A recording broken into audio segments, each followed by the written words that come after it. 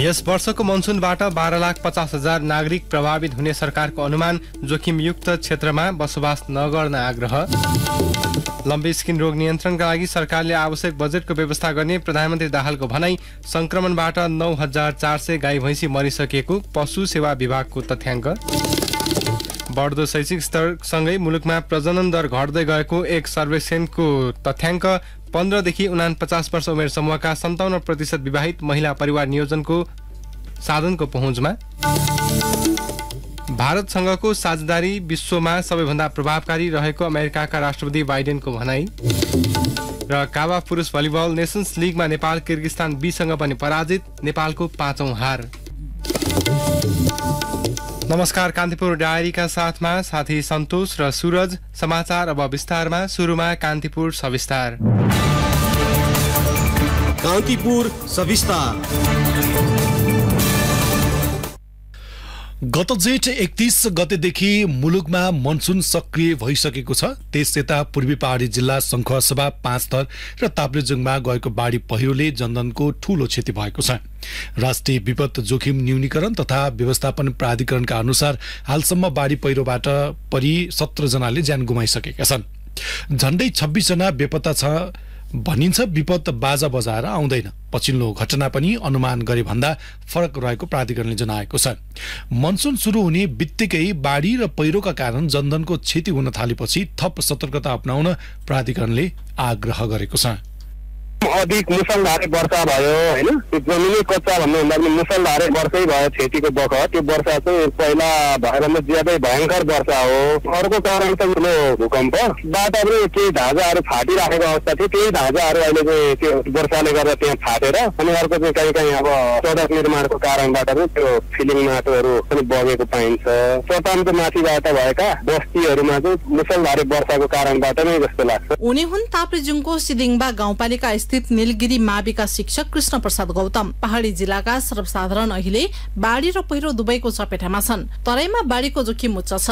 पहिरोबाट कसरी बच्न सकिन्छ त? खानी तथा भूगर्भ विभागका senior divisional geologist Shivkumar Baskota भन्छन्, कहिलेकाहीँ पहिरोका पूर्व संकेतहरू पाइने गर्छन्। जस्तै आफ्नो घर आँगन वरिपरि, बस्ती वरिपरि जमिन चिरा परेको देखियो भने जमिनबाट अस्वाभाविक रूपमा कटकट गर्ने आवाजहरू आए। त्यस्तै रुख र बिजुलीका पोलहरू ढल्किएको अनुभूति हुने गरी देखिए। पानीका मूलहरू अस्वाभाविक रूपमा सुक्ने अथवा मूलहरू बढ्ने, नयाँ ठाउँमा मूलहरू देखा पर्ने, भइरहेका मूलहरूबाट धमिलो पानी आउने, त्यस्तै भिरालो जमिनबाट ढुङ्गा माटो खस्ने, ठाडा खोल्सीहरूमा एक्कासी बहाव रोकिने, जुन चाहिँ माथिबाट पहिरो खसेर थुनिएर रोकिएको हुन सक्छ। घरका झ्याल ढोकाहरू एक्कासी बन्द गर्न खोल्न अप्ठ्यारो हुने, त्यस्तै भित्तामा अथवा भुइँमा चिराहरू देखिने। बस्तीभन्दा तलपट्टि यदि ठुलो खोला अथवा नदी छ, त्यसै सक्रिय रूपमा जमिन कटान गर्न लागेको छ भने अब पहिरो जाँदैछ भनेर हामीले बुझ्नुपर्छ। राष्ट्रिय विपद जोखिम न्यूनीकरण तथा व्यवस्थापन प्राधिकरणले यस वर्षको मनसुनबाट 12,50,000 नागरिक प्रभावित हुने अनुमान गरेको छ। मनसुन जन्य विपदका न्यूनीकरणका लागि प्राधिकरणले तयारी पनि गरेको छ।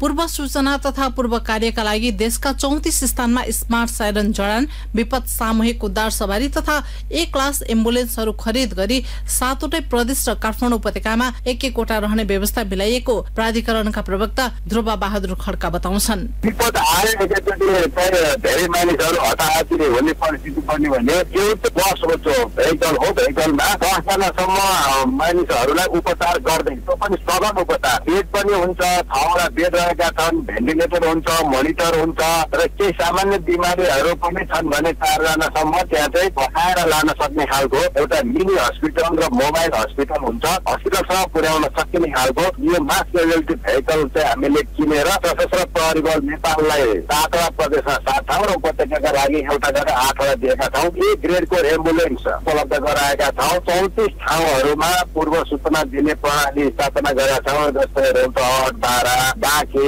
पर्दिया लगायतका जिल्लाहरूका विगतमा जहाँ धेरै यो बाढी को इतिहास छ ती ठाउँहरूमा यो प्रणाली स्थापना गरेका छौँ। प्राधिकरणले सबैभन्दा धेरै सुदूरपश्चिमका जनसङ्ख्या प्रभावित हुन सक्ने अनुमान गरेको छ। यस्तै लुम्बिनी र बागमती प्रदेश पनि धेरै प्रभावित हुन सक्ने क्षेत्रमा परेको छ। प्राधिकरणका प्रवक्ता खड्का मौसम र जोखिमका पूर्व घटनाका आधारमा तयारी गरे पनि फरक ढंगले जोखिमका घटना भएको बताउँछन्। पूर्वानुमान गर्ने प्रणाली स्थापना गरेका छौँ, पूर्व सूचना दिने प्रणाली स्थापना गरेका छौँ, तर त्यो भन्दा फरक ठाउँहरूमा चाहिँ यो विपद फरक ढङ्गले आइरहेको छ र हामीले यो प्रक्रिया सुरु गरेको धेरै भएको छैन।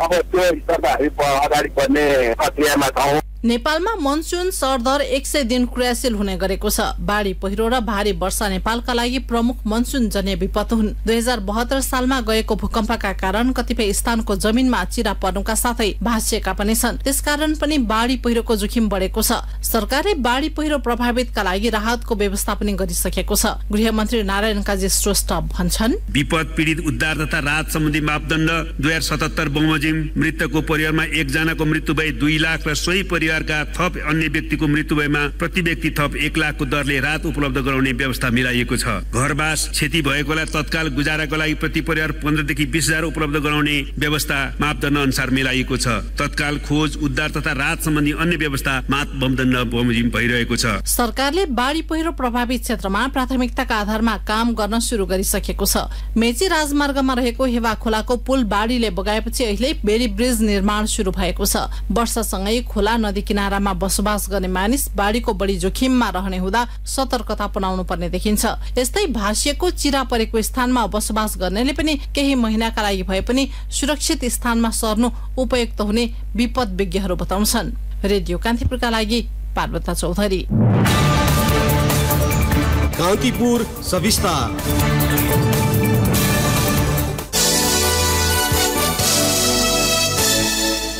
गाई भैँसीमा देखिएको लम्पी स्किन अर्थात् गिर्खे रोग नियन्त्रणका लागि सरकारले आवश्यक बजेटको व्यवस्था गर्ने भएको छ। प्रतिनिधि सभामा प्रधानमन्त्रीसँगको प्रत्यक्ष प्रश्न उत्तरका क्रममा प्रधानमन्त्री पुष्पकमल दाहालले लम्पी स्किन रोग नियन्त्रण गर्न सरकारले आवश्यक बजेटको प्रबन्ध गरी स्थानीय तहमा पठाउने प्रक्रिया अघि बढाइसकेको बताउनुभयो। सांसद अमितलाल राजवंशीले सोधेको प्रश्नको जवाफमा दाहालले देशभरि प्राविधिक राखेर लम्पी स्किन नियन्त्रणको प्रयास गरिरहेको जानकारी दिनुभयो। लम्पी स्किन रोग लाग्न नदिन र लागेका पशुहरूलाई उपचारको लागि संघ, प्रदेश, स्थानीय तह र विभिन्न संस्थाहरूमा रहेका पशु सेवा प्राविधिक परिचालन गरिएको छ। संघबाट कृषि तथा पशुपन्छी विकास मन्त्रालयले सहसचिवको नेतृत्वमा प्रदेशमा 7 वटा टोली परिचालन गरिएको छ। स्थानीय तह र प्रदेशमा कार्यरत पशु सेवा प्राविधिकहरूलाई अनलाइन तालिमको व्यवस्था गरी क्षमता विकास गर्ने काम भइ नै रहेको छ। यो रोग नियन्त्रण र उपचारका लागि संघीय बाट चाँडै बजेटको व्यवस्था गरी स्थानीय तहमा पठाउने प्रक्रिया अगाडि बढेको पनि म जानकारी गराउन चाहन्छु। प्रधानमन्त्री दाहालले लम्पी स्किन रोग नियन्त्रणका लागि क्वारेन्टाइन व्यवस्थापन, जनशक्ति व्यवस्थापन र उपचार व्यवस्थालाई थप सुदृढ गरेर लैजाने प्रतिबद्धता जनाउनुभयो। पशु सेवा विभागका अनुसार मुलुकभर 3,53,000 भन्दा बढी गाई भैँसीमा संक्रमण देखिएको छ। सो रोगको संक्रमणबाट 9,400 गाई भैँसी मरिसकेको र यो संख्या अझै बढ्न सक्ने विभागको प्रक्षेपण छ। यस्तै लम्पी स्किन रोगको संक्रमणबाट पाल्पामा 110 पशु चौपाया मरेका छन्। जिल्लाका विभिन्न स्थानमा फैलिएको लम्पी स्किन रोगबाट 4,000 बढी पशु चौपाया प्रभावित भएको भेटेरिनरी अस्पताल तथा पशु सेवा विज्ञ केन्द्रले जनाएको छ। केन्द्रका अनुसार 2,000 बढीलाई उपचार गरिएको छ। रैनादेवी, छहरा, तिनाउ गाउँपालिका, तानसेन नगरपालिकाका केही ओडामा समेत पशुमा सो रोगको संक्रमण देखिएको केन्द्रका सूचना अधिकारी डाक्टर नवीन बस्यालले बताउनुभयो। रोग निको पार्ने कुनै खोप नभएपछि पशुको लक्षण अनुसार सामान्य एन्टिबायोटिक दिने गरिएको पशु प्राविधिक विष्णु ओलीले बताउनुभयो। प्रधानमन्त्री पुष्पकमल दाहालले राष्ट्रिय गौरवका आयोजनामा बजेट अभाव हुन नदिने बताउनु भएको छ। प्रतिनिधि सभाको आजको बैठकमा प्रधानमन्त्रीसँगको प्रत्यक्ष प्रश्न उत्तरका क्रममा दाहालले राष्ट्रिय गौरवका आयोजनामा बजेट अभाव हुन नदिने बताउनु भएको हो। निजगढ अन्तर्राष्ट्रिय विमानस्थलमा आगामी आर्थिक वर्ष 2080-81 भित्र साइट क्लियर गरिसक्ने योजना रहेको उहाँले बताउनु भएको छ। उहाँले भन्नुभयो, सरकारले राष्ट्रिय गौरवका आयोजनामा बजेट सुनिश्चित गर्ने गरेको छ। राष्ट्रिय गौरवका आयोजनाहरूमा विनियोजित रकम कम हुने अवस्थामा पनि आवश्यकता अनुसार थप बजेटको व्यवस्था गर्ने गरिएको छ। निजगढ अन्तर्राष्ट्रिय विमानस्थल आगामी आर्थिक वर्षमा साइट क्लियरेन्स गर्ने कार्य सम्पन्न गर्ने कुरामा सरकारको गहिरो ध्यान छ। रेल सेवा सञ्चालन गर्ने बारेमा सरकार सकारात्मक रहेको छ। साथै राष्ट्रिय गौरवका आयोजनाहरू तथा अन्य प्राथमिकता प्राप्त आयोजनाहरूको जग्गा अधिग्रहण, मुआवजा तथा क्षतिपूर्ति वितरण गर्ने कार्य सरकारको प्राथमिकतामा रहेको छ। आगामी दिनमा आवश्यक बजेट व्यवस्था सहित सम्बन्धित निकाय मार्फत यस विषयमा सम्बोधन हुने बेहोरा म मान्य सदस्यहरूलाई अवगत गराउन चाहन्छु। सांसदको प्रश्नमा प्रधानमन्त्री दाहालले राष्ट्रिय गौरवका आयोजना तथा प्राथमिकता प्राप्त आयोजनाको जग्गा अधिग्रहण, मुआवजा र क्षतिपूर्ति वितरण कार्य सरकारको प्राथमिकतामा रहेको पनि बताउनु भएको थियो। कान्तिपुर डायरीमा अब ब्रेकको पालो।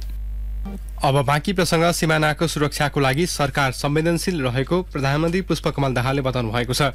प्रतिनिधि सभामा प्रधानमन्त्रीसँगको प्रश्नोत्तरका क्रममा सांसद अशोक कुमार चौधरीको प्रश्नको जवाफ दिँदै दाहालले मुलुकको सीमानाको सुरक्षामा सरकार संवेदनशील रहेको बताउनु भएको हो। देशको सार्वभौम सत्ता, राष्ट्रिय स्वतन्त्रता, भौगोलिक अखण्डता, राष्ट्रिय एकता लगायत राष्ट्रिय हितको रक्षाका लागि पनि सरकार संवेदनशील र प्रयत्नशील रहेको उहाँको भनाइ थियो।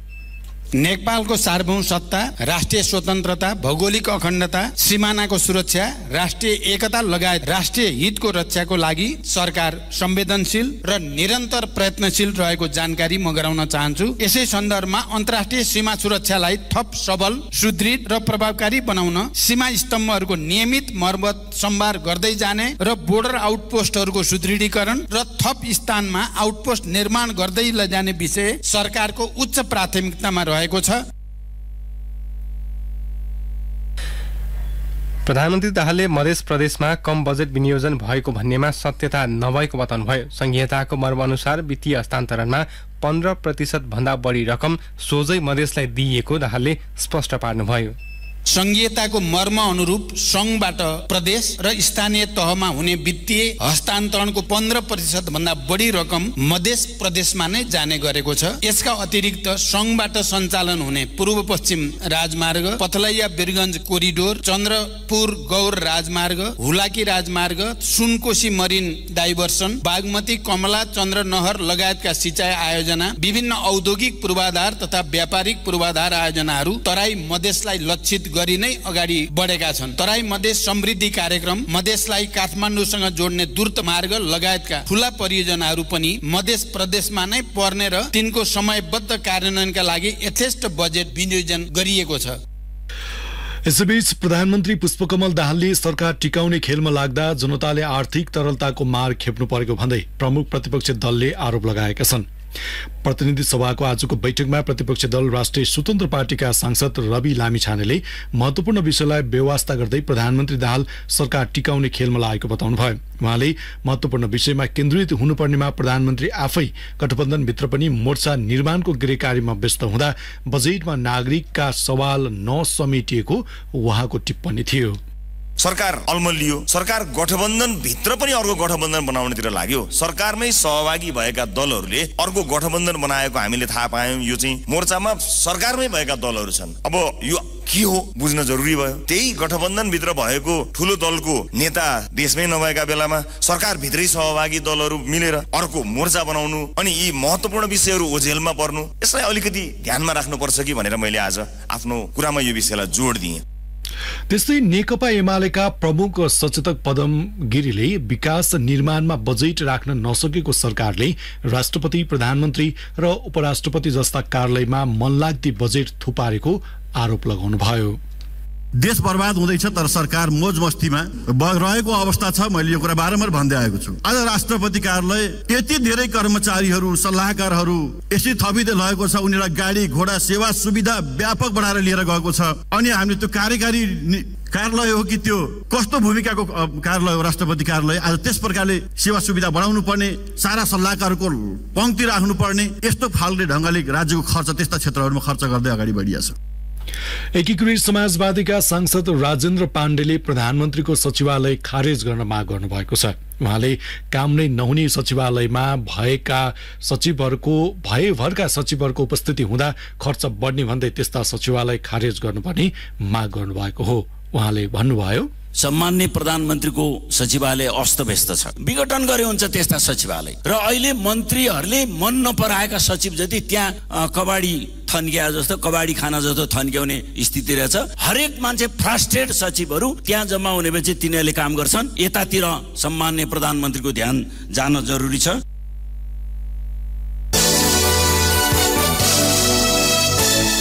नेपालमा बढ्दो शैक्षिक स्तरसँगै प्रजनन दर सामान्यतया घट्दै गएको एक सर्वेक्षणले देखाएको छ। स्वास्थ्य तथा जनसङ्ख्या मन्त्रालयले सार्वजनिक गरेको 2022 जनसाङ्ख्यिक तथा स्वास्थ्य सर्वेक्षण अनुसार कुनै शिक्षा हासिल नगरेका महिलाले 3 जना भन्दा बढी बच्चा जन्माउने गरेका छन्। माध्यमिक स्तरमाथिको शिक्षा हासिल गरेका महिलाले धेरैमा 2 जनासम्म बच्चा जन्माउने गरेका छन्। यसका साथै घर परिवारको आर्थिक स्तर बढ्दै जाँदा प्रजनन दर घट्दै गएको सो सर्वेक्षणले देखाएको छ। यस्तै 15 देखि 49 वर्षका विवाहित महिला मध्ये 57% परिवार नियोजनको साधन वा विधिको प्रयोग गर्ने गरेको सर्वेक्षणले देखाएको छ।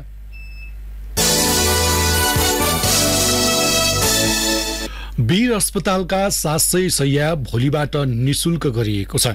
स्वास्थ्य तथा जनसङ्ख्या मन्त्री मोहन बहादुर बस्नेतले वीर अस्पतालको क्याबिन र आइसियु बाहेकका सबै 700 शैय्यालाई निशुल्क गरिएको घोषणा गर्नुभयो।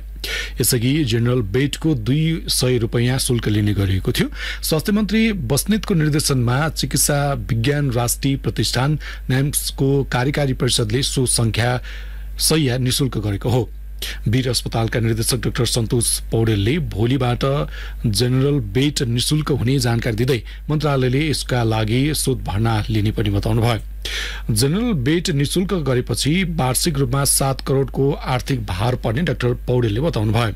यसअघि वीरमा 10% शैय्या निशुल्क थियो भने जेनरल बेडका लागि प्रति शैय्या प्रतिदिन 200 सेवा शुल्क तिर्नु पर्थ्यो। सरकारको सहयोगसँगै शल्यक्रिया लगायतको सेवा सुविधामा वृद्धि गरेर थप आय आर्जन गर्न सकिने पनि NAMSका शिक्षा अध्यक्ष डाक्टर लोचन कार्कीले बताउनु भएको छ। वीरमा जम्मा 950 शैय्या छन्। यस अन्तर्गत 700 जेनरल बेड र बाँकी रहेका 250 शैय्या ICU, cabin, HD, post operative लगायतका रहेका छन्। कान्तिपुर हिसान एडुफेयर काठमाडौँको भ्रिकुटी मण्डप प्रदर्शनी हलमा सुरु भएको छ। कान्तिपुर पब्लिकेसन र उच्च शिक्षालय तथा माध्यमिक विद्यालय सङ्घ हिसानले संयुक्त रूपमा आयोजना गरेको मेला पर्सि आइतबारसम्म चल्नेछ। माध्यमिक शिक्षा परीक्षा SEE र कक्षा 12 को परीक्षा नतिजा कुरेर बसेका विद्यार्थी तथा तिनका अभिभावकलाई लक्षित गरी शैक्षिक मेला आयोजना गरिएको आयोजकले जनाएको छ। मेलामा 75 भन्दा बढी शैक्षिक संस्थाको स्टल राखिएका छन्। मेलामा नेपालको शिक्षा प्रणाली र शिक्षण संस्थाबारे जानकारी प्राप्त गर्न सकिने कान्तिपुर हिसान एडुफेयरका संयोजक टङ्कराज आचार्यले जानकारी दिनुभयो। गत जेठ 32 गते सुरु भएको मेलामा काठमाडौँ महानगरपालिकाले हस्तक्षेप गरेपछि रोकिएको थियो।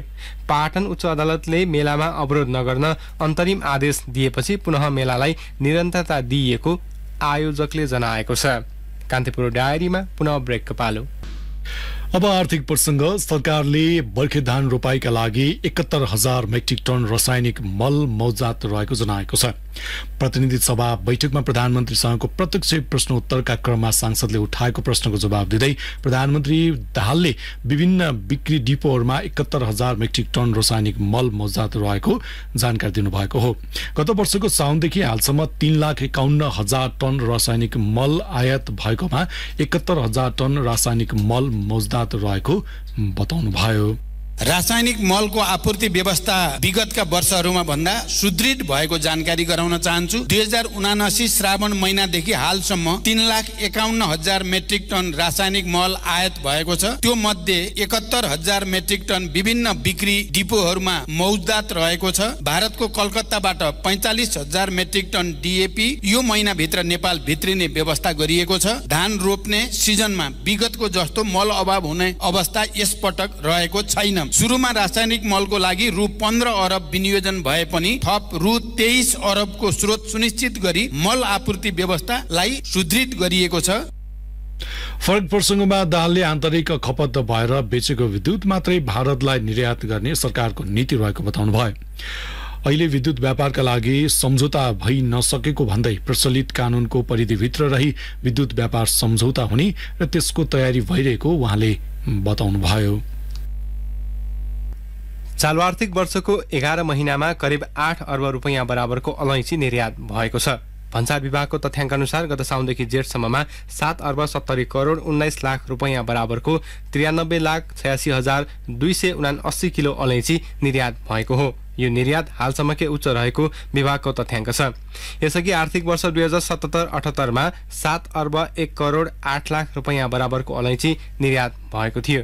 गत आर्थिक वर्ष 4 अर्ब 81 करोड 34 लाख रुपैयाँ बराबरको 53,67,443 किलो अलैँची निर्यात भएको विभागको तथ्याङ्क छ। नेपाली अलैँचीको मुख्य बजार भारत मात्र रहे पनि पछिल्लो समय जर्मनी, इटाली, अमेरिका, पाकिस्तान लगायत मुलुकमा निर्यात हुन थालेको छ।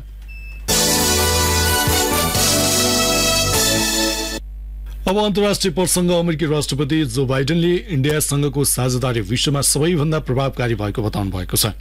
भारतीय प्रधानमन्त्री नरेन्द्र मोदीको अमेरिका भ्रमणका क्रममा अमेरिकी राष्ट्रपति बाइडेनले दुई देश बीच बलियो सम्बन्ध रहेको बताउनु भएको हो।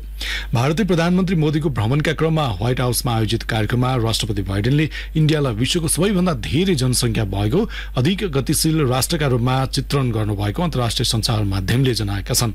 इन्डो पेसिफिकका चीनको बढ्दो प्रभावलाई लिएर वाशिंटनले इन्डियालाई नजिक बनाउन खोजिएको विश्लेषण गरिएको छ।